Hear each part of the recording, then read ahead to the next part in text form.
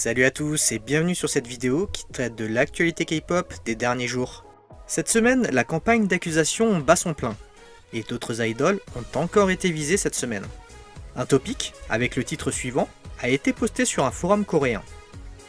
Ici, pas de preuves ni de long roman. La victime a juste indiqué avoir été harcelée physiquement par l'idole.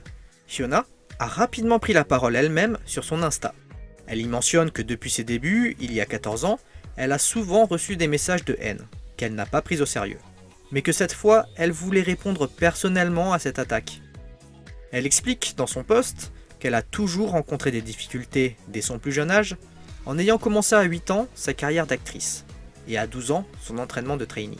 Si elle a souvent eu l'impression d'avoir gâché ses années de jeunesse, elle ne s'en est jamais pris à quiconque physiquement. Elle finit par souhaiter à la supposée victime que de nombreuses choses formidables arrivent dans sa vie. P-Nation s'est également exprimé et a réfuté toutes les accusations envers son artiste. Le label indique également que des mesures seront prises face à ces fausses rumeurs. Asha, des Everglow, fut elle aussi accusée de harcèlement psychologique. Un post explique que l'artiste n'arrêtait pas de la harceler moralement après que la victime se soit mise en couple avec un de ses amis. Asha commença par poser des questions déplacées sur les rapports intimes avec son ami, puis finit par créer une réputation de fille facile à la victime. La preuve ici avancée est le diplôme de la victime, dans lequel est indiqué l'établissement qui est similaire à celui de l'artiste. Dans cette flopée d'accusations du mois de février, certaines ont pu être infirmées.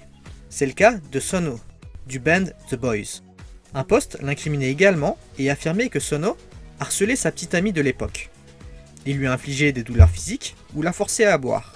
Rapidement, le label s'est exprimé et a affirmé que les accusations ont toutes été prouvées comme fausses et qu'ils sont en train de collecter toutes les données nécessaires à une action légale contre l'imposteur. D'un autre côté, cette semaine, une accusation s'est révélée être exacte. Ce 20 février, Kang Hyun, un candidat du show High School Rapper 4, a été accusé d'agression sexuelle. La victime affirme que les faits remontent à 2018, alors que Kang Hyun était âgé de 17 ans et elle de 18. Ce dernier lui aurait fait des attouchements et l'aurait forcé à l'embrasser alors qu'elle était ivre. Malgré sa condamnation à une amende de 2 millions de won, l'agresseur n'a jamais adressé ses excuses à la victime. En tant que victime, elle se dit encore effrayée et traumatisée, d'autant plus lorsque son agresseur passe à la télévision. Le même jour, Mnet annonce supprimer l'artiste des Rush et de l'émission. Apparemment, malgré les recherches sur le passé des candidats, Mnet n'a pas été en mesure de déceler l'agression. Mingyu, des Seventeen, a également été visé par la campagne de dénonciation. La victime, qui a posté en ligne, s'est dit avoir été encouragée par les nombreux signalements. La victime indique donc que Mingyu faisait partie d'un groupe de délinquants.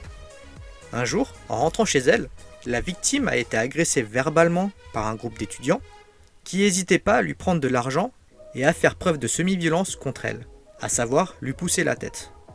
Mingyu faisait partie du groupe et a éclaté de rire après avoir réussi à toucher la victime en lui balançant un bouchon de bouteille dessus. Le post ayant reçu de vives critiques fut effacé directement, malgré les preuves apportées comme le yearbook ou l'ancien compte Facebook de l'idol. Pledis, dans un communiqué officiel, affirma que les allégations étaient non fondées et que plusieurs parties étaient incohérentes, notamment la temporalité de l'histoire ou encore le yearbook antidaté. Et dans tout ce chaos avec des accusations de harcèlement, une autre nouvelle a choqué tout le monde. Ce 24 février, Dispatch a annoncé que Jennie des Blackpink serait en couple avec G-Dragon de Big Bang. Le média explique que cela fait plus d'1 an que le couple se fréquente.